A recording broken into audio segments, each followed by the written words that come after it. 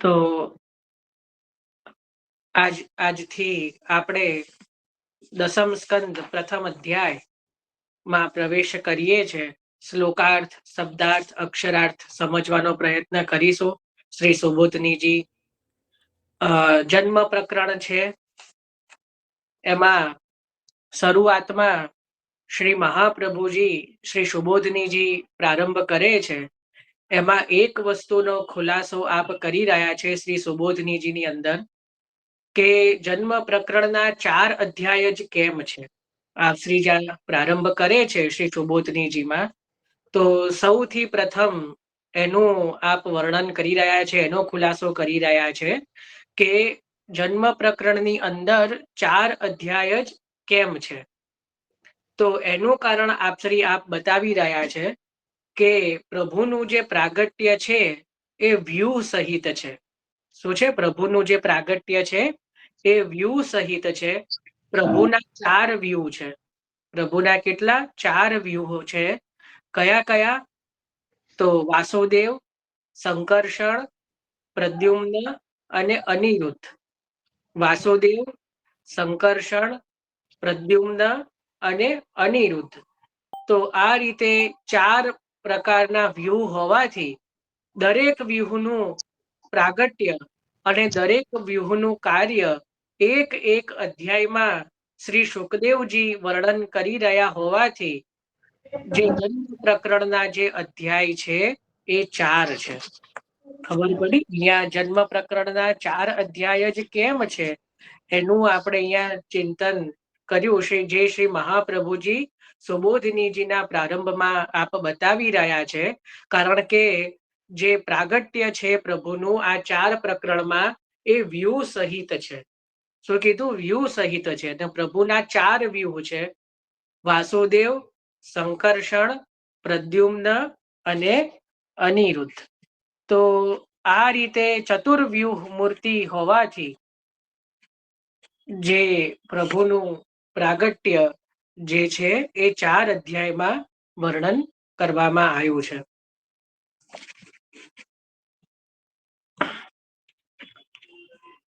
તો આપણે એમાં સૌથી પ્રથમ પહેલો અધ્યાય 10મા સ્કંદનો પ્રારંભ કરીએ છીએ. શ્લોક વાઇઝ લઈએ છે. શ્લોક નંબર નહીં બોલું, હું ડાયરેક્ટ એનું ગુજરાતી ભાષાંતર લઈ રહ્યો છું. પહેલા અધ્યાયમાં વાસુદેવ વ્યૂહનું કાર્ય અને વાસુદેવ વ્યૂહનું પ્રાગટ્ય જે છે એનું વર્ણન આવશે. આજે આપણે 25 શ્લોક સુધીનું 25 કે 26 શ્લોક સુધીનું ચિંતન આપણે લેવાનું છે. હું શ્લોકના અર્થ લઈ રહ્યો છું. વચ્ચે ક્યાંય એવું લાગશે કે અહીંયા શ્રી મહાપ્રભુજી કઈ વિશેષમાં આજ્ઞા કરી રહ્યા છે કે વિશેષમાં બતાવી રહ્યા છે, તો એનું ચિંતન કરીશું. નહીતર આપણે એ શ્લોકના અર્થમાં જ સીધું આપણે લઈશું. કારણ કે હજી આમાં શરૂઆતમાં જેમ આપણે જોયું હતું કે હવે તો બધાને ખબર છે કે પ્રથમ અધ્યાયની શરૂઆત પરીક્ષિતના પ્રશ્ન આદિથી થાય છે. તો એમાં શ્રી મહાપ્રભુજી કઈ એટલું વિશેષ કઈ એવો ખુલાસો નથી કરી રહ્યા, કારણ કે સામાન્ય અર્થ છે. એટલે જે અર્થ બતાવ્યો છે શ્લોકનો એ જ આપ લખી રહ્યા છે, એ જ બતાવી રહ્યા છે. જ્યાં વિશેષ એવું કઈ આવશે ચિંતન કરવા જેવું, ત્યાં આપણે અવશ્ય કરીશું. તો આપણે હવે પ્રારંભ કરીએ છીએ 10મા સ્કંદના પ્રથમ અધ્યાયની અંદર. કથિતો વંશ વિસ્તારો ભવતા સોમ સૂર્યયો રાજ્યા ચો ભય વંશયાના ચરિતમ પરમાદ્ભુતમ કરીને પહેલો શ્લોક છે. હવે ત્યાંથી આપણે પ્રારંભ કરીએ છીએ. તો હવે 10મા સ્કંદની શરૂઆતમાં રાજા પરીક્ષિત પૂછી રહ્યા છે. કોને? તો શ્રી સુખદેવજીને, કે હે ભગવાન, તમે ચંદ્રવંશ અને સૂર્યવંશના વિસ્તારનું તથા આ બંને વંશમાં થયેલા રાજાઓના પરમ અદ્ભુત ચરિત્રનું વર્ણન કર્યું. એટલે 9મા સ્કંદની અંદર જે આપે ચંદ્રવંશ અને સૂર્યવંશ એના બધા જ રાજાઓનું બહુ સુંદર રીતે વર્ણન કર્યું. એમાં શ્રી રામચંદ્રજીનું ચરિત્ર પણ આવી ગયું અને સૂક્ષ્મ રીતે સ્વયં ભગવાનનું ચરિત્ર પણ સુખદેવજીએ 9મા સ્કંદની અંદર છેલ્લા અધ્યાયમાં વર્ણન કરી દીધું. તો આપે જે પરમ અદ્ભુત ચરિત્રનું વર્ણન કર્યું, હે ભગવાનના પરમ પ્રેમી મુનિવર, આપ તો ભગવાનના પરમ પ્રેમી છો, મુનિઓમાં શ્રેષ્ઠ છો. તમે સ્વભાવે જ ધર્મ પ્રેમી એવા યદુવંશનું પણ વિસ્તારથી વર્ણન કર્યું. યદુવંશનું પણ. હવે કૃપા કરીને તે જ વંશમાં પોતાના અંશ એવા શ્રી બલરામજી સાથે અવતરેલા ભગવાન શ્રી કૃષ્ણનું પરમ પવિત્ર ચરિત્ર પણ અમને સંભળાવો. ભગવાન શ્રી કૃષ્ણ સમસ્ત પ્રાણીઓના જીવનદાતા અને સર્વાત્મા છે. તેમણે યદુવંશમાં અવતાર લઈને જે લીલાઓ કરી તે અમને વિસ્તારથી કહો. કેમ કે જેમની તૃષ્ણાથી પ્યાસ હંમેશને માટે છીપાઈ ચૂકી છે તેવા જીવન મુક્ત મહાપુરુષો જેનું પૂર્ણ પ્રેમથી અતૃપ્ત રહીને ગાન કરે છે અને મુમુક્ષજનો માટે જે ભવરોગનું રામબાણ ઔષધ છે તથા વિષયી લોકો માટે પણ તેમના કાન અને મનને પરમ આનંદાયી છે એવા ભગવાન શ્રી કૃષ્ણચંદ્રના સુંદર સુખદ રસાલ ગુણાનુવાદથી પશુઘાતી અથવા આત્મઘાતી મનુષ્ય સિવાય એવો કોણ છે જે વિમુખ થઈ જાય અને પ્રેમ ન કરે. કેવી સુંદર વાત કરી. જો એક શ્લોકની અંદર કેટલું બધું આવ્યું. ચોથો શ્લોક છે પ્રથમ અધ્યાયનો. એમાં કહી રહ્યા છે પરીક્ષિત સુખદેવજીને કે ભગવાનનું જે ચરિત્ર છે એ ભગવાનનું જે સ્વરૂપ છે, ભગવાનની જે લીલા છે એ કેવી છે. તો કહી રહ્યા છે કે જેની જે સંસારમાંથી હવે કંટાળી ચૂક્યા છે, તૃષ્ણાઓની પ્યાસ હંમેશા માટે છીપાઈ ચૂકી છે, હવે સમજી ગયા છે કે આ સંસારમાં હવે કશો લાભ નથી, એવા જે જીવન મુક્ત મહાપુરુષો એ જેમનું પ્રેમથી ગાન કરે છે અને જે સંસારમાં પડેલા જીવો જે પણ છે સંસારમાં પડેલા છે એના માટે પણ આ ભવ રોગનું રામબાણ ઈલાજ છે, આ ભવ રોગ છોડવા માટેનું. અને જે વિષયમાં લોકો છે, જે આપણા જેવા જે અનેક પ્રકારના સંસારમાં રહીને વિષયમાં લોલુપ્ત કે જે હજી આપણો મન ઉપર એટલો સંયમ નથી, તો એવા વિષયી લોકો પણ જો આ ભગવાનનું ચરિત્ર શ્રવણ કરે તો એમના કાન અને મન એ બંનેને અત્યંત પરમ આનંદ આપનાર છે. અને જુઓ, આનંદના તો ઘણા બધા પ્રકારો શાસ્ત્રમાં વર્ણન કરેલા છે. બહુ બધા પ્રકારો આનંદના છે, પણ કોઈ આનંદ શાશ્વત નથી. આપણને હીરોનો હાર મળી જાય, સ્ત્રીઓને સોનાના અને હીરાના ઘરેણાનો સ્વભાવતઃ શોખ હોય, 9 લાખ હીરાનો હાર મળી જાય તો પણ એનો આનંદ 9 દિવસ સુધી હોય. બરાબર. બાજુવાળાને ત્યાંથી કઈ ઉત્તમ આવે એટલે એ જે 9 લાખા હારનો આનંદ પાછું દુઃખનું કારણ બની જાય કે હવે આનાથી પણ પેલી બાજુવાળી આવું લઈ આવી તો મારી જોડે એનાથી પણ સુંદર હોવું જોઈએ. તો મેરી સાડી ઉસકી સાડી સે જ્યાદા સફેદ હોની ચાહીએ, એના ઉપર આખું આ દુનિયાનો સંસારની જે કહેવાય અહંતા મમતા ટકેલી છે.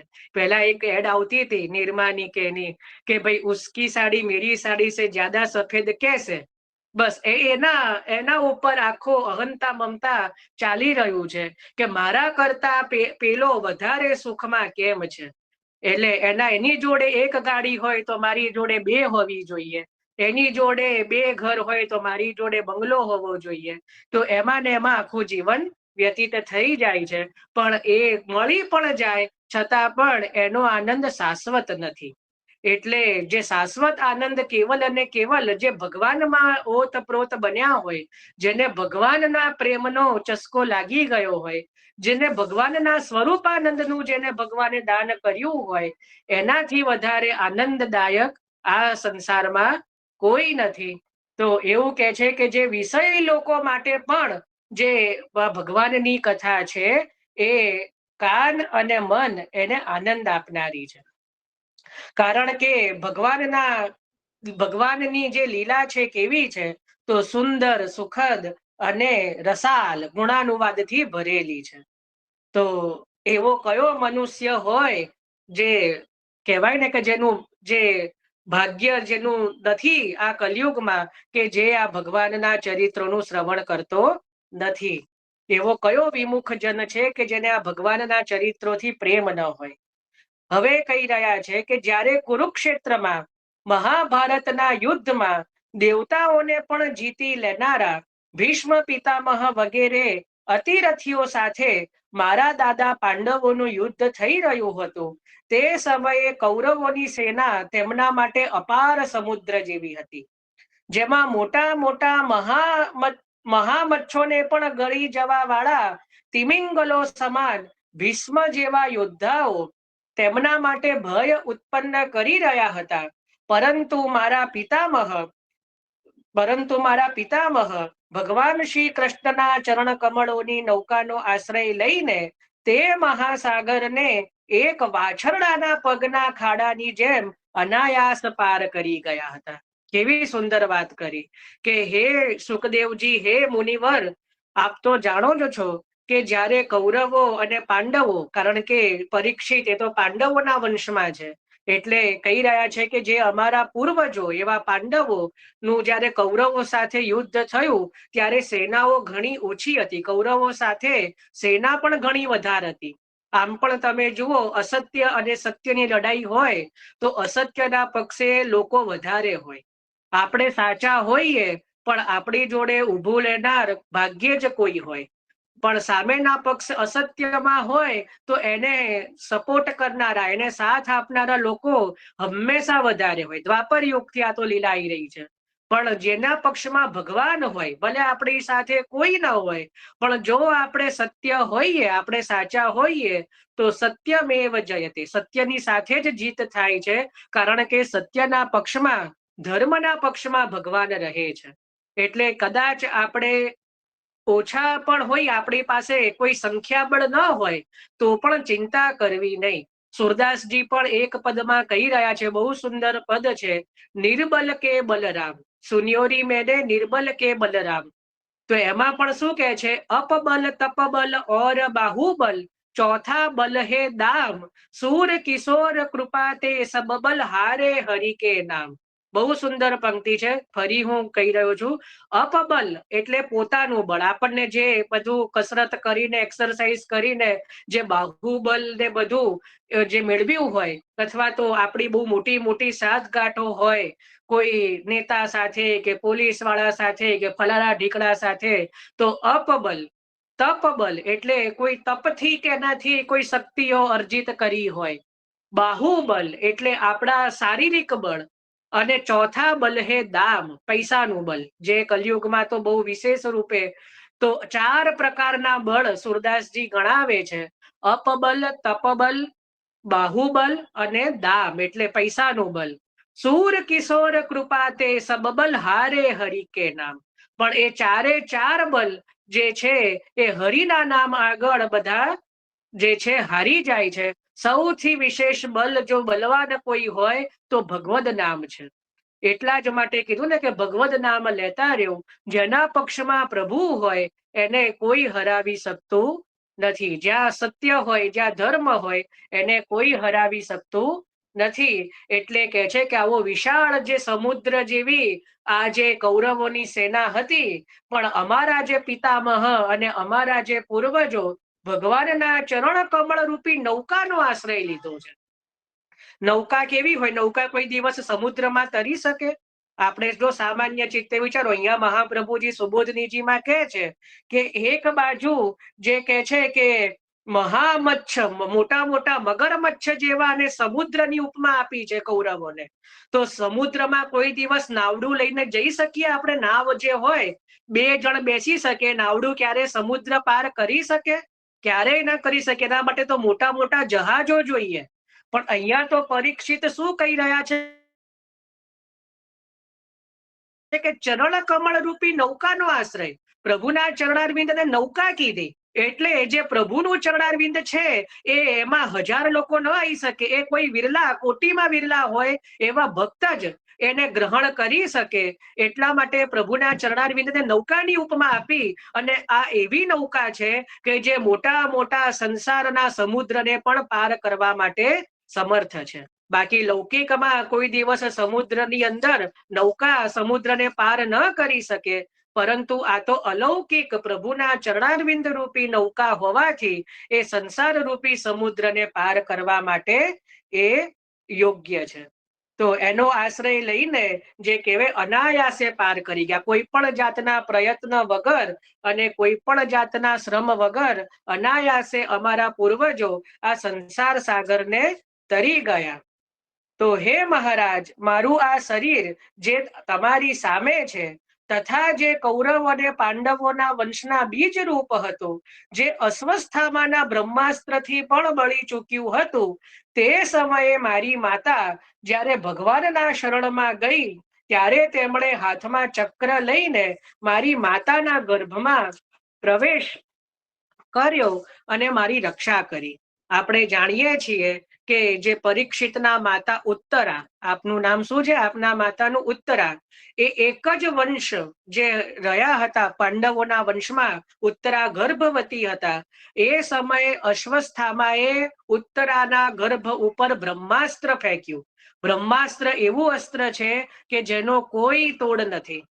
અને જ્યારે ઉત્તરાના ગર્ભમાં બ્રહ્માસ્ત્ર જ્યારે ફેંક્યું અને પરીક્ષિત જ્યારે ગર્ભમાં હતા અને એ ગર્ભમાં જ્યારે એ ગર્ભ બળવા લાગ્યો ત્યારે ઉત્તરા પ્રભુના શરણે ગયા, પ્રભુને ચરણ પકડ્યા. ત્યાં હસ્તિનાપુરમાં કીધું કે હે પ્રભુ, આપ જે કહેવા છો કે જે મને આ જે બ્રહ્માસ્ત્રથી, ભલે બ્રહ્માસ્ત્ર મને હાનિ કરે પણ મારા પુત્રનું આપ રક્ષણ કરો. ત્યારે ભગવાને પોતાની દિવ્ય દ્રષ્ટિથી જોયું કે આ અસ્વસ્થામાં બ્રહ્માસ્ત્રનો ઉપયોગ કર્યો છે. ત્યારે ભગવાને પોતાના હસ્તમાં ચક્ર ધારણ કરીને, સૂક્ષ્મ દેહ ધારણ કરીને ઉત્તરાના ગર્ભમાં પ્રવેશ કર્યો અને પરીક્ષિતનો પોતાના સુદર્શન ચક્રથી રક્ષણ કર્યું.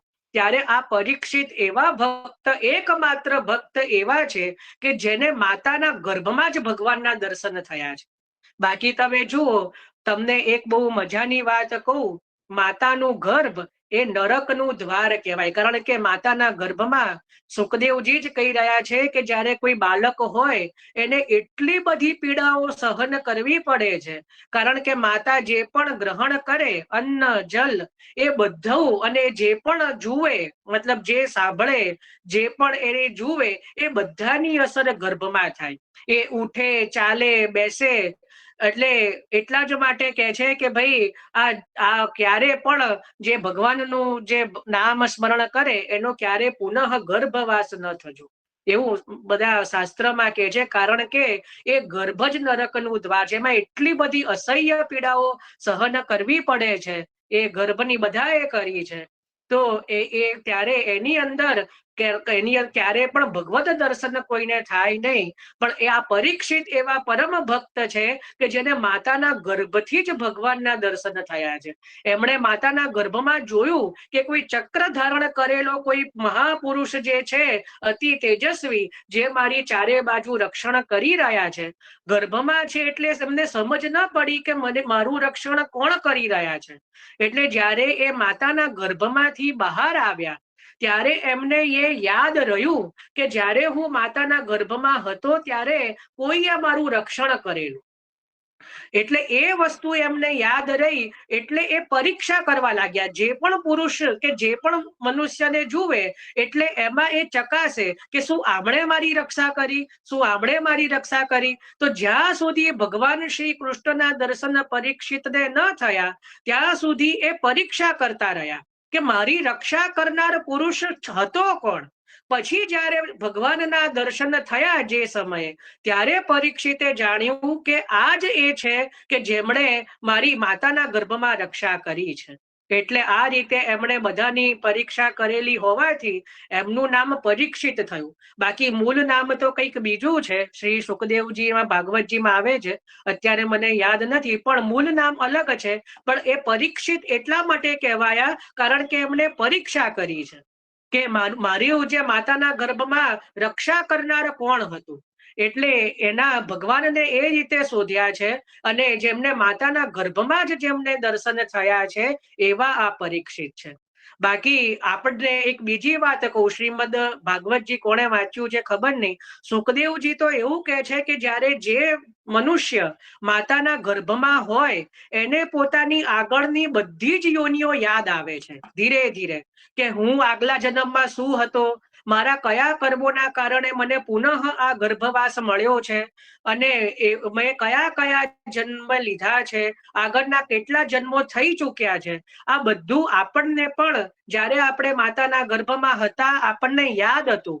પછી જે સમયે પ્રસવની સ્થિતિ આવે, એટલે જ્યારે કોઈ ગર્ભમાંથી બહાર આવે એ સમયે એને એટલું બધું, આપણી ભાષામાં કહું કે પ્રેશર આવે મગજ ઉપર, એટલું બધું એને ભાર આવે કે બધી પૂર્વની સ્મૃતિઓ ભૂલી જાય. જ્યારે એ સંસારમાં આવે એટલે બાળક રુદન કરે, સીધી વસ્તુ છે ને. જ્યારે કોઈનો બાળકનો જન્મ થાય તો એ રુદન કરે. એ રુદનનું કારણ, વૈજ્ઞાનિક કારણ જે હોય, સુખદેવજી શ્રીમદ ભાગવતજીમાં કહે છે, કારણ કે એનું માઇન્ડ અનકોન્શિયસ થઈ જાય, કારણ કે એકદમ એના મગજમાંથી બધી સ્મૃતિઓ નષ્ટ થઈ જાય. જે એક ક્ષણ આગળ સુધી, જ્યાં સુધી માતાના ગર્ભમાં એ હતું ત્યાં સુધી એને યાદ હોય કે મેં કયા કયા જન્મો લીધા છે, મેં કયા કયા અપરાધો કર્યા છે, ક્યાં તો મેં કયા કયા કર્મો કર્યા છે, કયા કઈ યોનિઓમાંથી હું આ પસાર થયો છું, એ બધું એ બાળકને યાદ હોય છે. પણ જેવું માતાના ગર્ભમાંથી જ્યારે બહાર આવે એ સમયે એના મગજ ઉપર એટલું બધું, અથવા તો એ કુદરતી જ એવું છે કે જે સમયે એ બહાર આવે એટલે એ સ્મૃતિ વિસ્મૃત થઈ જાય. એટલે ઘણા વાર એવા કોઈક દાખલામાં એવું હોય છે કે જેને પોતાના આગલા જન્મની યાદ રહી જાય છે. તો એવું કેમ થાય છે? કારણ કે કુદરતી પ્રક્રિયા છે, બધાને ખબર હોય છે. આપણે જ્યારે ગર્ભમાં હતા આપણે પણ જાણતા હતા, પણ આ કુદરતની જ એવી પ્રક્રિયા છે કે સંસારમાં આવીને આપણે એ ભૂલી જઈએ છે. બાકી માતાના ગર્ભમાં જ્યારે હોય ત્યારે બધા જાણે છે કે મારે ભગવત નામ લેવું જોઈએ, આ નરકમાં મારે ફરી ના આવવું હોય તો મારે વધારે ને વિશેષ ભગવત નામ લેવું જોઈએ, ભગવત કાર્ય કરવું જોઈએ. પણ સંસારમાં આવ્યા પછી સંસારના અહંતા, મમતા અને માયામાં જ્યારે ગ્રસિત થઈ જઈએ એટલે આપણે આપણો મૂળ હેતુ વિસ્મૃત થઈ જાય છે. પછી જેના ઉપર ભગવાનની વિશેષ કૃપા હોય એને પુનઃ ભગવાનમાં સહજ પ્રેમ થઈ જાય છે. પછી એ કરવો પડતો નથી, પણ એ ભગવાનની કૃપા ઉપર નિર્ભર કરે છે. તો આ રીતે અહીંયા પરીક્ષિત પણ કહી રહ્યા છે કે જે રીતે ભગવાને મારી રક્ષા કરી એ અને ભગવાને પણ મારું આ રીતે માતાના ગર્ભમાં મને જે બ્રહ્માસ્ત્ર હતું એનાથી મારી રક્ષા કરી છે. અને અહીંયા કહી રહ્યા છે કે આ માત્ર મારી જ વાત નથી, આપ તો એટલે જે ભગવાન છે એ સમસ્ત શરીરધારીઓની અંદર આત્મા રૂપે રહીને અમૃતનું દાન કરી રહ્યા છે, અને બહાર કાળ રૂપે રહીને મૃત્યુનું મનુષ્યના રૂપમાં પ્રતીત થવું આ પણ ભગવાનની જ એક લીલા છે. કેવી સુંદર વાત કરી કે મનુષ્યની અંદર આત્મા સ્વરૂપે પણ ભગવાન જ છે અને મૃત્યુ સ્વરૂપે પણ ભગવાન છે. એટલે અંદર અને બહાર બંને રીતે ભગવાન જ લીલા કરી રહ્યા છે. તો હે ગુરુદેવ, આપ તે જ ઐશ્વર્ય અને માધુર્યથી પૂર્ણ એવા પરિપૂર્ણ ભગવાનની લીલાઓનું વર્ણન કરો. તમે હમણાં જ કહ્યું હતું કે બલરામજી તો રોહિણીના પુત્ર હતા, ત્યારબાદ દેવકીજીના પુત્રમાં પણ તમે એમની ગણતરી કરી. બીજું, શરીર ધારણ કર્યા વિના બે માતાઓના પુત્રનું થવું કઈ રીતે સંભવ છે? એટલે 9મા સ્કંધની અંદર જ્યારે શુકદેવજીએ સૂર્યવંશ, ચંદ્રવંશ અને યદુવંશનું વર્ણન કર્યું તો એમાં જ્યારે રોહિણીજીના પુત્રોની ગણના કરી અને દેવકીજીના પુત્રની ગણના કરી તો બંનેમાં બલરામજીનું નામ આવ્યું. તો અહીંયા પરીક્ષિત કહી રહ્યા છે કે બીજું શરીર ધારણ કર્યા વિના બે માતાઓનું એક પુત્ર હોવું એ કઈ રીતે સંભવ છે? આવું તો કોઈ રીતે સંભવ નથી કે એક માતાને બે પુત્ર હોય, પણ એક પુત્રને એક જ પુત્ર બે માતાના ગર્ભમાં કઈ રીતે હોઈ શકે? તો એ પણ કઈ રીતે સંભવ છે? અસુરોને મુક્તિ આપવા વાળા અને ભક્તોને પ્રેમનું વિતરણ કરવા વાળા ભગવાન શ્રી કૃષ્ણ પોતાના વાત્સલ્ય સ્નેહથી ભરેલા પિતાનું ઘર છોડીને વ્રજમાં કેમ ચાલ્યા ગયા? યદુવંશ શિરોમણી ભક્ત વત્સલ પ્રભુએ નંદ વગેરે ગોપ બંધુઓની સાથે ક્યાં ક્યાં નિવાસ કર્યો?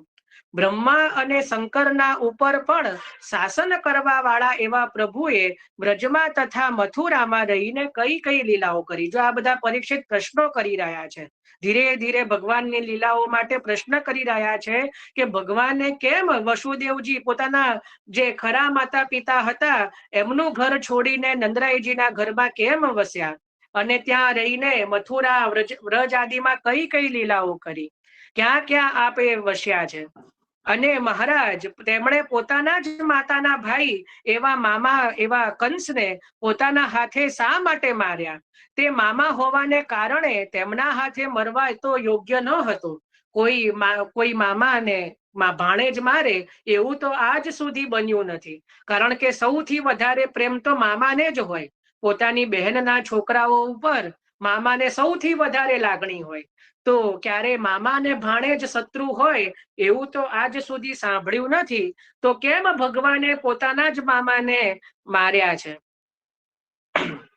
મનુષ્યાકાર સચ્ચિદાનંદમય વિગ્રહ પ્રગટ કરીને દ્વારકાપુરીમાં યદુવંશીઓની સાથે તેમણે કેટલા વર્ષો સુધી નિવાસ કર્યો અને તે સર્વશક્તિમાન પ્રભુની કેટલી પત્નીઓ હતી? હે મુને, મેં શ્રી કૃષ્ણની જે લીલાઓ વિશે પૂછ્યું છે અને જે નથી પણ પૂછ્યું તે બધી લીલાઓ મને વિસ્તારથી સંભળાવો. જો કેટલું પરીક્ષિત, આ જે કહેવાય ચતુર શ્રોતાની એક ઓળખાણ કહેવાય કે મને જેટલી ખબર હતી એ મેં પૂછ્યું. અને વક્તાનો જે ખરા વક્તા કોને કહેવાય કે જેટલો પ્રશ્ન પૂછ્યો હોય એનો જ જવાબ આપે. બરાબર ને? એ અધિકાર પ્રમાણે જુએ કે ભાઈ આને આટલું પૂછ્યું તો આપણે એને એટલાનો જવાબ આપવો. તો અહીંયા પરીક્ષિત રાજા એક વધારે એમાં ખુલાસો કરી રહ્યા છે કે મહારાજ મને તો આટલી જ ખબર છે એટલે મેં પૂછ્યું, છતાં પણ જે મેં પ્રશ્ન ન પૂછ્યા હોય અને જો મને જાણવા યોગ્ય હોય અને આપ જણાવવા માંગતા હો તો જરૂરથી આપ મને કહી સંભળાવો. કારણ કે જે મેં પૂછ્યું છે એ તો આપ કહેશો જ, પણ જે મારાથી નથી પૂછાયું, જે પ્રશ્ન મેં નથી કર્યા એ પણ આપ મને વિસ્તારથી જરૂરથી સંભળાવો. કારણ કે આપ તો બધું જ જાણો છો, આપ તો સર્વજ્ઞ છો. હે સુખદેવજી, આપ સર્વજ્ઞ છો, આપ ભગવાનની લીલાને જાણનારા છો અને હું ખૂબ શ્રદ્ધા સાથે તે સાંભળવા ઈચ્છું છું. એટલે આપ મને એવો શ્રોતા ના જાણો કે ખાલી એમને સાંભળી રહ્યા છે.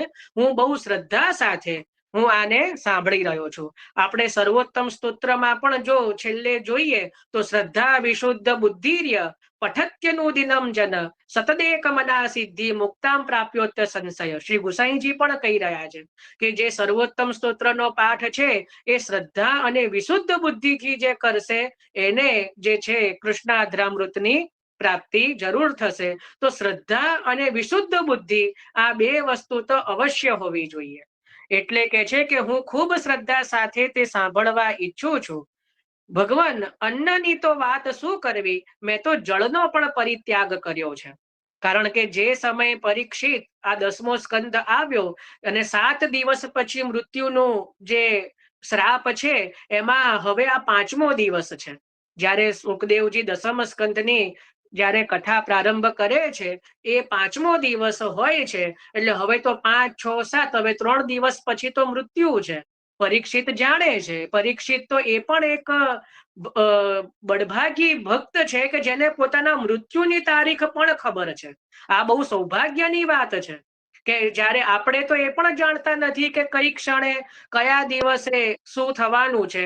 પરીક્ષિત તો એટલા બળભાગી છે, સૌભાગ્યવાળા છે કે જે જાણે છે કે આ દિવસે મારું પ્રભુની લીલામાં મારે જવાનું છે. તો હવે 3 દિવસ જ રહ્યા છે એટલે હવે શું કે છે કે હવે તો મેં જળનો પણ પરિત્યાગ કરી દીધો છે, તો અન્નની તો શું વાત કરવી. છતાં પણ તે અસહ્ય ભૂખ તરસ જેના કારણે મેં વનમાં મુનિના ગળામાં મરેલો સર્પ નાખવાનો અન્યાય કર્યો હતો એ પણ મને અત્યારે સહેજ પણ પરેશાન નથી કરી રહ્યા. મતલબ જે ભૂખ તરસના કારણે મને આ શ્રાપ મળ્યો કે 7મા દિવસે તારું મૃત્યુ થશે, કારણ કે પેલા મુનિના ગળામાં સર્પ લપેટ્યો, એમને ભોજન ન મળ્યું અને ભોજનના કારણે એટલે જે અત્યંત એમને જે ભૂખના કારણે ભોજન ન મળવાના કારણે જે અપરાધ કરી દીધો હતો, જુઓ આજે હું એ જ અન્ન જળનો ત્યાગ કરીને બેઠો છું, છતાં પણ મને એ ભૂખ અને તરસ જે છે એ હવે મને જરાય પરેશાન નથી કરી રહ્યા. આપણે પણ એ જ જોયું ને કે બ્રહ્મ સંબંધ લે એના દોષ નિવૃત્ત થાય એટલે જ્યારે ભગવદ કાર્ય કરે ત્યારે એને જે શરીરના કાર્યો છે એને પરેશાન ન કરે, કે જે દોષો છે એને પરેશાન ન કરે. તો હવે અહીંયા પરીક્ષિત એ જ કહી રહ્યા છે કે જે વસ્તુના કારણે, જે મારી આ ભૂખ તરસની પીડાના કારણે મને શ્રાપ મળ્યો હતો, આજે એ જ વસ્તુ પણ હવે મને સહેજ પણ પરેશાન નથી કરી રહી, કારણ કે હું આપના મુખારવિંદમાંથી ટપકતી ભગવાનની સુધામયી લીલા કથાનું પાન કરી રહ્યો છું. કારણ કે હે મુનિ, હું આપના મુખારવિંદથી આ કથાનું પાન કરી રહ્યો છું, એટલે એનાથી જ મને તૃપ્તિ થઈ રહી છે. એટલે હવે મને કોઈ સામાન્ય લૌકિક ભૂખ પ્યાસ જે છે એ હવે મને પરેશાન નથી કરી રહી. તો આ રીતે આપણે 10મા સ્કંદના 13 શ્લોકો સુધી જે પરીક્ષિત બોલ્યા છે એનું ચિંતન અહીંયા સુધી કર્યું છે. હવે આવે છે સૂત ઉવાચ. એટલે હવે સૂત પુરાણીજી કહી રહ્યા છે, જે સૌનકજીને કથા સંભળાવી રહ્યા છે. શું કહે છે કે સૂત ઉવાચ, હે સૌનકજી, ભગવાનના પ્રેમી જનોમાં સર્વોપરી અને સર્વજ્ઞ એવા શ્રી સુખદેવજીએ પરીક્ષિતનો આવો યોગ્ય પ્રશ્નો સાંભળીને જે સંતોની સભામાં ભગવાનની લીલા ચરિત્રોના વર્ણન માટે કરાતો હોય છે એના માટે સાધુવાદ આપ્યા અને ભગવાન શ્રી કૃષ્ણની તે લીલાઓનો પ્રારંભ કર્યો જે સમસ્ત કલયુગના દોષોને સદાને માટે ધોઈ નાખે છે. એટલે હવે સૂતજી કહે છે કે હવે જ્યારે પરીક્ષિતે આ પ્રશ્ન કર્યા એટલે સુખદેવજી પ્રસન્ન થયા અને આ રીતે હવે કહેવા લાગ્યા. એટલે હવે આવે છે શ્રી સુક ઉવાચ. હવે 15મા શ્લોકથી શ્રી સુખદેવજી કથાનો પ્રારંભ કરી રહ્યા છે. સમજ પડી ને કોઈને કઈ? આમાં પરીક્ષિતે જે વિવિધ પ્રશ્નો કર્યા અને હવે સુખદેવજી કથાનો પ્રારંભ કરી રહ્યા છે. હા, હવે કે છે શ્રી શુક ઉવાચ, ભગવાનના લીલા રસના રસિયા એવા રાજર્ષિ, તમે જે કઈ નિશ્ચય કર્યો છે તે બહુ જ સુંદર અને આદરણીય છે. સુખદેવજી શું બોલ્યા કે તમે તો ભગવાનના જે આ લીલા રસના રસિયા છો, જે રસિક ભક્ત છો, એ આપનો આ જે ભગવાનની લીલા સાંભળવાનો જે નિશ્ચય છે એ બહુ સુંદર અને આદરણીય છે. કેમ કે સર્વના હૃદયના આરાધ્ય એવા શ્રી કૃષ્ણની લીલા કથા શ્રવણ કરવામાં તમને સહજ અને સુદૃઢ પ્રીતિ પ્રાપ્ત થઈ ગઈ છે. ભગવાન શ્રી કૃષ્ણની કથાના સંબંધમાં પ્રશ્ન કરવાથી જ વક્તા, પ્રશ્નકર્તા અને શ્રોતા ત્રણેય પવિત્ર થઈ જાય છે. જ્યારે જુઓ ભગવાન સંબંધી પ્રશ્ન કરવામાં આવે અને ભગવાન સંબંધી જ્યારે એનું ચર્ચા કરવામાં આવે તો ત્રણેય જે છે એ પવિત્ર થઈ જાય છે. તો કોણ? એક તો પ્રશ્ન કરનારા, બીજું એનો ઉત્તર આપનારા અને જે શ્રોતા, મતલબ જે સાંભળી રહ્યા છે, એ ત્રણેય પવિત્ર થઈ જાય છે.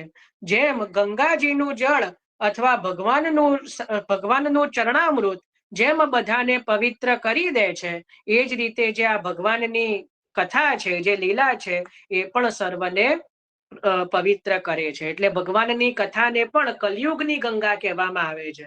કલયુગમાં પેલા ગંગાજી તો બહુ દૂર છે, પ્રયાગ આદિ, કાશી આદિમાં, પણ ઘર બેઠા ગંગા તો શ્રીમદ ભાગવતજી અને આપણા આ 84-252 ભગવદીઓના વાર્તાજી, કે કોઈ બી આપણા ભગવદ ગ્રંથો લઈ લો તો એ અત્યારે કલયુગના જે કહેવાય કે એ પવિત્ર કરનાર છે, કલયુગની ગંગા છે. પરીક્ષિત, તે સમયે લાખો દૈત્યોએ અભિમાની રાજાઓનું રૂપ ધારણ કરીને પોતાના અસહ્ય ભારથી પૃથ્વીને આક્રાંત કરી દીધી હતી. હવે સુખદેવજી ધીરે ધીરે કથાનો જે પૂર્વ ભૂમિકા બાંધી રહ્યા છે. તો જે સમયે અસુરોથી વ્યાપ્ત હતી, દ્વાપરનો જ્યારે અંત સમય હતો અને એના સમયે જે દ્વાપરના અંતમાં જે પૃથ્વી અત્યંત અસહ્ય થઈ હતી અસુરોના ત્રાસથી, ત્યારે એમનાથી રક્ષણ મેળવવા માટે પૃથ્વી દેવી ગાયનું રૂપ ધારણ કરીને બ્રહ્માજીના શરણમાં ગયા અને શરીરે કૃશ એવા ગાય માતાએ નેત્રોમાંથી છલકાતા આંસુ સાથે ખેદ પામીને દયા ઉપજાવતું રુદન કરતા કરતા બ્રહ્માજી પાસે જઈને પોતાનું સંપૂર્ણ દુઃખ કહી સંભળાવ્યું. એટલે બ્રહ્માજી આગળ પોતે ગાયનું રૂપ ધારણ કરીને પૃથ્વી દેવીએ પોતાનું સંપૂર્ણ દુઃખ કહી સંભળાવ્યું. બ્રહ્માજીએ ખૂબ જ સહાનુભૂતિ સાથે પૃથ્વીની દુઃખ અને ગાથા સાંભળી. ત્યાર પછી તેઓ ભગવાન શંકર અને સ્વર્ગના અન્ય પ્રમુખ દેવતાઓ તથા ગાયના રૂપમાં આવેલા પૃથ્વી દેવીને સાથે લઈને ક્ષીરસાગરના તીરે ગયા. એટલે ભગવાનના જે દ્વાર છે, જે ભગવાનનું ધામ છે, એના દ્વાર આગળ બધા દેવતાઓ ગયા. ભગવાન દેવતાઓના પણ આરાધ્ય દેવ છે અને તેઓ પોતાના ભક્તોની સઘળી અભિલાષાઓ પૂરી કરીને તેમના સમસ્ત દુઃખોનો નાશ કરી દે છે. તેઓ જ જગતના એકમાત્ર સ્વામી છે. ક્ષીરસાગરના તીરે પહોંચીને બ્રહ્માજી દેવતાઓએ પરમ પુરુષ સર્વ અંતર્યામી એવા ભગવાનની પુરુષ સૂક્ત દ્વારા સ્તુતિ કરી. જો આ એક મહાપ્રભુજી અહીંયા એક વિશેષ કહી રહ્યા છે કે કેમ બ્રહ્માજીએ પુરુષ સૂક્ત દ્વારા જ સ્તુતિ કરી, અથવા તો ભગવાનને આ પુરુષ સૂક્ત છે અત્યંત પ્રિય છે એવું શ્રી મહાપ્રભુજી બતાવી રહ્યા છે. કારણ કે પુરુષ સૂક્ત જે છે એ વેદોની અંદર વર્ણિત છે અને સહસ્ત્ર શીર્ષા સહસ્ત્રપાદ કરીને આપણે જ્યારે સ્નાન યાત્રાનો દિવસ હોય ત્યારે પણ જ્યારે ભગવાનને અભિષેક, આપણા પ્રભુને જ્યારે આપણે અભિષેક કરાવીએ, કેસર સ્નાન કરાવવામાં આવે છે, ત્યારે પણ આ જ પુરુષ સૂક્તનું ગાન કરવામાં આવે છે. જો કે એ તો બ્રાહ્મણોનો અધિકાર છે. જનોઈ જેને લીધી હોય અને જેને વેદમાં અને જેને ગાયત્રી આદિનો અધિકાર હોય એને જ જો કે આ પુરુષ આદિનો જપનો અને પાઠનો અધિકાર હોય છે. તો આપણે શું કરવાનું કે આપણી જોડે જ્યારે આપણે આપણા પ્રભુને કેસર સ્નાન કરાવતા હોઈએ ત્યારે આપણા મતલબ કોઈ એવું રેકોર્ડિંગ હોય કે એ રીતે હોય તો એ તમે વગાડી શકો. બાકી એનું ગાનનો જે અધિકાર છે એ કેવલ અને કેવલ વેદ પાઠી, એટલે જેને વેદોમાં અધિકાર હોય, જેને જનોઈ આદિ લીધેલા હોય અને જેને ગાયત્રી આદિનો અધિકાર હોય એનો જ એ અધિકાર છે પુરુષ સૂક્તનો પાઠ કરવાનો. બાકી જેને જનોઈ ન હોય એ આ બધા વેદોના મંત્રોનો એનો અધિકારી નથી હોતું. અહીંયા તો આ બ્રહ્માજી કહી રહ્યા છે, એટલે પ્રભુ કહી રહ્યા છે, એટલે મહાપ્રભુજી કહી રહ્યા છે કે પ્રભુને પુરુષ સૂક્તનો પાઠ અત્યંત પ્રિય છે. એટલે તમે કીર્તનોમાં પણ જુઓ કે પ્રભુ કરત સ્નાન શ્રી ગોવર્ધન ધારી, આપણા સ્નાન યાત્રાના કીર્તનમાં પણ જુઓ કે એમાં પણ બહુ સુંદર રીતે વર્ણન આવે છે કે જે સમયે પ્રભુ સ્નાન કરી રહ્યા છે એ સમયે દ્વિજવર ગાન કરત અને સુન કિલકત ગિરધારી, એટલે પ્રભુ સાંભળીને પ્રસન્ન થાય છે. પુરુષ સૂક્તનો પાઠનું જે ગાન સાંભળીને પ્રભુ બહુ પ્રસન્ન થાય છે. આપણા મંદિરોમાં હવેલીઓમાં પણ તમે જુઓ એ સમયે બહારથી બ્રાહ્મણોને બોલાવવામાં આવે અને એમના દ્વારા પુરુષ સૂક્તનો પાઠ કરાવવામાં આવે. જે કીર્તન કરતા હોય કે જે બીજા વૈષ્ણવો હોય એમની જોડે કરાવવામાં નથી આવતું. જે બહારથી બ્રાહ્મણોને બોલાવવામાં આવે, ચાહે વૈષ્ણવ હોય કે ન હોય, કારણ કે પુરુષ સૂક્તમાં બ્રહ્મ સંબંધ હોવું જરૂરી નથી. એનો પાઠ કરવા માટે બ્રાહ્મણ હોવો જરૂરી છે. અમુક અમુક સેવાની ક્રિયા એવી છે કે જેમાં એ વૈદિક ક્રિયા છે, જેમ કે અધિવાસન. અત્યારે આપણે કહીએ તો એવું થાય, બાકી જે અધિવાસનનો ક્રમ છે એ વૈદિક આદિ ક્રમ છે, એટલે એને ગૃહ સેવામાં સંકલિત કરવાનો હોતો નથી. પછી એ દરેકની અલગ અલગ ભાવના છે, પણ અમુક એવા ક્રમ હોય છે કે જે કેવલ વૈદિક ક્રિયાઓના અંતર્ગત આવતા હોય છે. એ જ રીતે અહીંયા પણ સ્નાન યાત્રાનો જે ક્રમ છે એમાં પણ પુરુષ સૂક્તનું જ ગાન કરવામાં આવે છે. અહીંયા બ્રહ્માજીએ પણ પ્રભુની દ્વાર આગળ પુરુષ સૂક્ત જ દ્વારા સ્તુતિ કરી છે. તેમણે સમાધિ અવસ્થામાં, એટલે બ્રહ્માજીએ સમાધિ અવસ્થામાં આકાશવાણી સાંભળી. ત્યાર પછી જગતના રચયિતા બ્રહ્માજીએ દેવતાઓને કહ્યું કે હે દેવતાઓ, મેં ભગવાનની વાણી સાંભળી છે. કેવલ બ્રહ્માજીએ જ ભગવાનની વાણી સાંભળી. તો હવે હું આપને એ જે ભગવાનની વાણી છે હું કહી સંભળાવું છું, એટલે તમે સાવધાન થઈને સાંભળો કે તમે લોકો પણ તેને હમણાં મારી પાસેથી સાંભળો અને એ પ્રમાણે કરો. ભગવાનની આજ્ઞામાં વિલંબ ન થવો જોઈએ. ભગવાન જે છે એ પૃથ્વીના દુઃખને પહેલેથી જ જાણે છે. તેઓ તો ઈશ્વરના પણ ઈશ્વર છે. તેથી પોતાની કાલ શક્તિ દ્વારા પૃથ્વીનો ભાર ઉતારતા રહીને જ્યાં સુધી પૃથ્વી ઉપર લીલા કરે ત્યાં સુધી તમે પણ પોતપોતાના અંશ સાથે યદુકુળમાં જન્મ લઈને એમની લીલાઓમાં સહયોગ આપો. વસુદેવજીના ઘરે સ્વયં પુરુષોત્તમ ભગવાન પ્રગટ થશે અને તેમના પ્રિયતમા એટલે ભગવાન અને એમના પ્રિયતમાની સેવા માટે આ દેવાંગનાઓ પણ જન્મ ગ્રહણ કરે. એટલે કેવલ દેવતાઓ જન્મ ગ્રહણ કરે યદુવંશમાં એવું નહીં, પણ તમે પણ જે તમારી પ્રિયાઓ છે એટલે તમારી જે દેવાંગનાઓ છે, તમારી જે પત્નીઓ છે એ પણ શ્રી રૂક્ષ્મણીજી આદિની સેવા માટે યદુકુલમાં જન્મ ગ્રહણ કરે અને તમે બધા પણ ભગવાનના સહાયક બનો એ માટે યદુકુલમાં અલગ અલગ સ્વરૂપે જન્મ ગ્રહણ કરો. આ ભગવાનની આજ્ઞા છે. હવે કે છે કે સ્વયં પ્રકાશ ભગવાન શેષ નારાયણ પણ જેઓ ભગવાનની કલા હોવાથી અનંત છે અને જેમના સહસ્ત્ર મુખ છે એ પણ ભગવાનના પ્રિય કાર્યો કરવા માટે એમના પહેલાથી જ તેમના મોટા ભાઈના રૂપમાં અવતાર ગ્રહણ કરશે. એટલે શેષનાગજી પણ બલદેવજી દાઉજીના રૂપમાં અવતાર ગ્રહણ કરશે. હવે તમે જુઓ, એક વિશેષતા આ શ્લોકમાં એવી છે. આ શ્લોક દસમ સ્કંધની અંદર 24મો શ્લોક છે. પ્રથમ અધ્યાયનો 24મો શ્લોક છે. જેની જોડે શ્રીમદ ભાગવતજી હોય સંસ્કૃતમાં અને ભાષાંતરમાં પણ, જે સંસ્કૃતમાં જો હોય તો એ શ્લોક તમે જુઓ, એની અંદર બ્રહ્માજી શ્લોકમાં શું બોલી રહ્યા છે? વાસુદેવ કલાનંત સહસ્ત્ર વદન સ્વરાટ. અહીંયા વાસુદેવ શબ્દ આવ્યો. આપણે પહેલા જ જોયું કે શ્રી મહાપ્રભુજી 4 વ્યૂહ બતાવી રહ્યા છે.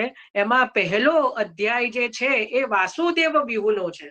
વાસુદેવ વ્યૂહનું પ્રાગટ્ય છે. તો એનું પ્રમાણ શું? તો અહીંયા શ્રી મહાપ્રભુજી કહી રહ્યા છે કે જુઓ, અહીંયા સુખદેવજી પણ જે બ્રહ્માજી જેનું વર્ણન કરી રહ્યા છે એમાં પણ વાસુદેવ કલાનંત કહી રહ્યા છે. એટલે જે વાસુદેવની કલાના જે અંગરૂપ છે કે જે વાસુદેવની કલા, અહીંયા વાસુદેવ શબ્દ આવી રહ્યો છે. સમજ પડી ને? એટલા માટે અહીંયા વાસુદેવ વ્યૂહનું વર્ણન સુખદેવજી પણ કરી રહ્યા છે. જે અપ્રગટ રૂપે ગુપ્ત રીતે અહીંયા વાસુદેવ કલાનંત શબ્દ વાપર્યો એ કારણ કે આ પ્રથમ અધ્યાયની અંદર વાસુદેવ વ્યૂહનું કાર્ય શ્રી મહાપ્રભુજી બતાવી રહ્યા છે. તો એનું જે પ્રમાણ શું છે? તો આ પ્રથમ અધ્યાયનો 24મો શ્લોક છે કે જેમાં વાસુદેવ કલાનંત શબ્દ આવે છે. સુખદેવજી જે કહી રહ્યા છે, સમજ પડી? તો અહીંયા જેની જોડે શ્રીમદ ભાગવતજી હોય તો પેન્સિલથી કે એનાથી અંડરલાઈન કરો આ શ્લોકને, વાસુદેવ કલાનંત. અહીંયા શ્રી મહાપ્રભુજી કહી રહ્યા છે કે આ વાસુદેવ વ્યૂહનું અહીંયા કાર્ય છે. સમજ પડી ને? એટલે અહીંયા આપણો પહેલો અધ્યાય કેમ શ્રી મહાપ્રભુજી વાસુદેવ જે વ્યૂહાત્મક જે જન્મ છે એમાં અહીંયા વાસુદેવ સ્પષ્ટ રીતે વર્ણન મળે છે.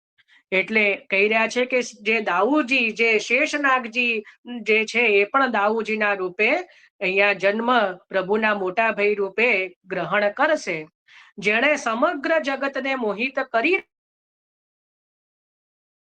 રાખ્યું છે તે ભગવાનની ઐશ્વર્યશાળી યોગ માયા પણ ભગવાનની આજ્ઞાથી એમના લીલા કાર્ય સંપન્ન કરવા માટે અંશ રૂપમાં અવતાર ગ્રહણ કરશે. અને પછી પ્રજાપતિઓના સ્વામી બ્રહ્માજીએ દેવતાઓને આ પ્રમાણે આજ્ઞા આપી અને પૃથ્વી દેવીને સાંત્વના આપીને પોતપોતાના પરમધામમાં પધારી ગયા. તો અહીંયા આપણે આજે આટલા સુધી રાખવાનું છે, 26 શ્લોક સુધી. આજની અંદર આપણે શું જોયું? તો પરીક્ષિતના અલગ અલગ પ્રશ્નો જોયા.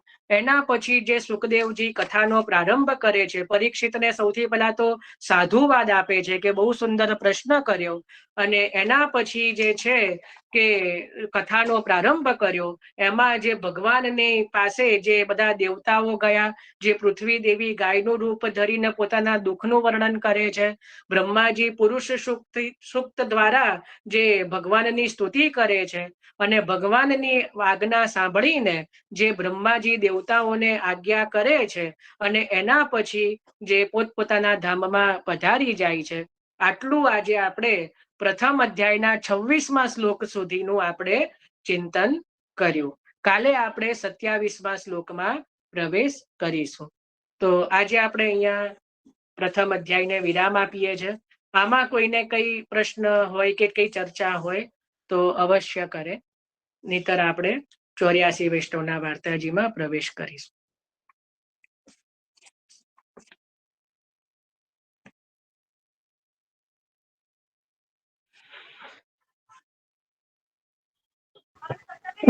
જયભાઈ, જય શ્રી કૃષ્ણ.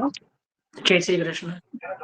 આપે જે શરૂઆતમાં કીધું ને કે ભગવાનને જે અવતાર જે છે એ 4 વ્યૂ ના હિસાબે છે, તો એટલે આપણે વ્યૂ એટલે એનો શું મતલબ લેવાનો? વ્યૂ એટલે એક પ્રકારે ભગવાનનું સ્વરૂપ જ છે. હવે આ વ્યૂ તો હું કેવી રીતે સમજી શકું? એમાં 4 વ્યૂ હોય છે, એટલે ભગવાનના 4 અલગ અલગ કાર્ય માટેના સ્વરૂપો.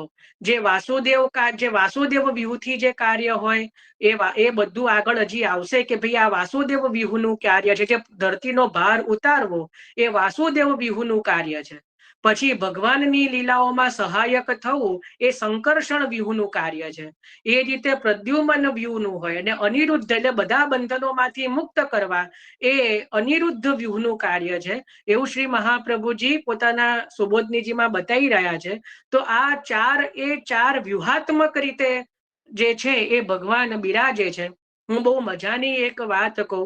શ્રીનાથજીમાં તમે દર્શન કરવા જાઓ તો શ્રીનાથજીની જોડે પણ શ્રીનાથજી બાજુમાં શ્રી મદન મોહનજી અને 2 લાલન બિરાજે છે ને? તમે જો કોઈને ખબર હોય તો એની અંદર પણ આપણે ત્યાં, કારણ કે જ્યાં પૂર્ણ પુરુષોત્તમ બિરાજતા હોય ને એ હંમેશા વ્યૂહ સાથે, જેમ કે રામાવતાર, તો રામાવતારમાં પણ રામ, લક્ષ્મણ, ભરત, શત્રુઘ્ન, એમની અંદર પણ જેમ કે લક્ષ્મણ સંકર્ષણ વ્યૂહ છે, જે ભરતજી છે પ્રદ્યુમન વ્યૂહ અને જે શત્રુઘ્નજી છે એ અનિરુદ્ધ વ્યૂહ. એ પ્રકારની જ ભાવના શ્રી મહાપ્રભુજી બતાવે છે.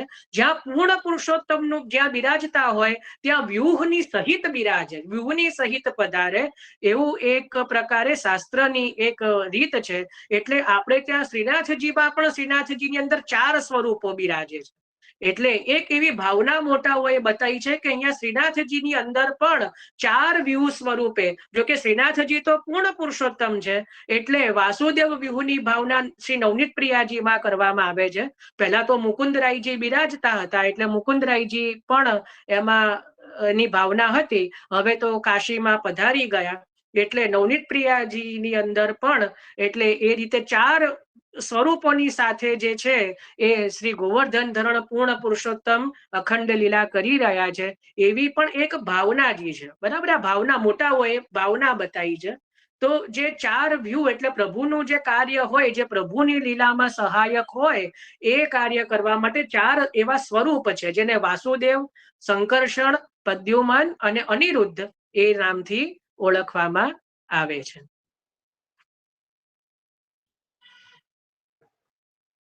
છે તો ભગવાનના જ સ્વરૂપ. બરાબર, ખૂબ સુંદર સમજાવ્યું. જય શ્રી કૃષ્ણ. બીજા કોઈને કઈ ચર્ચા હોય તો બી કહેજો. એવું નહીં કે પ્રશ્ન જ, કદાચ કઈ ને કઈ વિશેષ જાણતા હોય કે એમાં વિશેષ હોય તો બી જરૂરથી કહેજો. પણ હા, પ્રમાણ સાથે હોવું જોઈએ. એવું નહીં કે દેવકીજીનો તમે એવું હોય તો મને મેસેજમાં લખી દેજો, આપણે કાલે એ પ્રશ્ન લઈ લઈશું. બીજા કોઈને ડિટેલમાં બી લેશે. અને આપણે પણ એક બહુ આનંદની વાત કહું, જન્મ પ્રકરણ ઉપર શ્રી હરિરાયજીની વાઘ મુક્તાવલી ગ્રંથ જે છે ને એની અંદર પણ 4 થી 5 ગ્રંથો એવા છે કે જેમાં ભગવદ પ્રાગટ્યના મતલબ આ જન્મ પ્રકરણ ઉપર જ 4 થી 5 ગ્રંથો શ્રી હરિરાયજીએ પણ લખ્યા છે.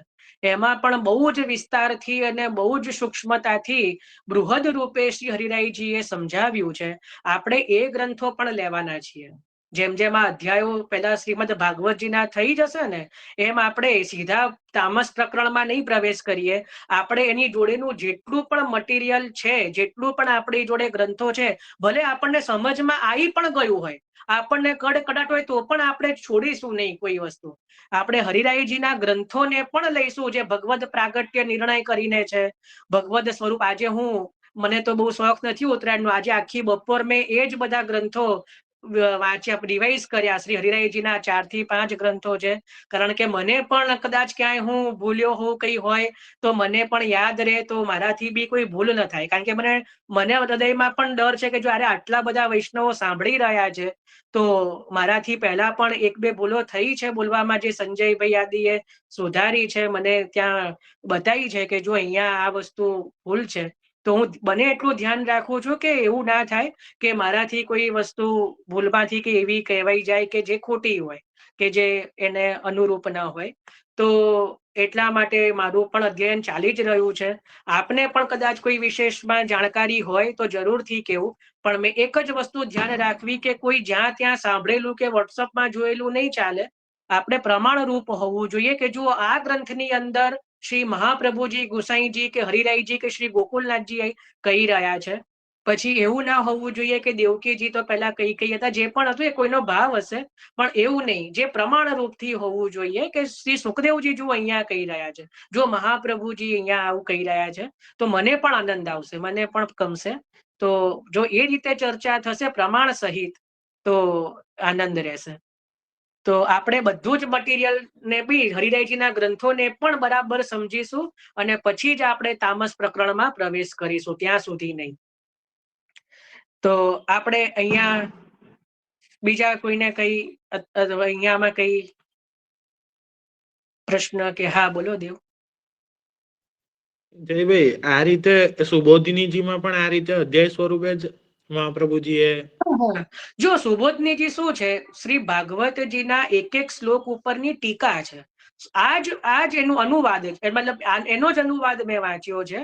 એમાં એવું નથી કે કઈ અલગ છે. હું એ જ પહેલા આપણે એ જ સમજ્યા હતા, એટલે સુબોધનીજીનું સ્વરૂપ સમજ્યા હતા, તો કોઈ અલગ એવો સ્વતંત્ર ગ્રંથ નથી.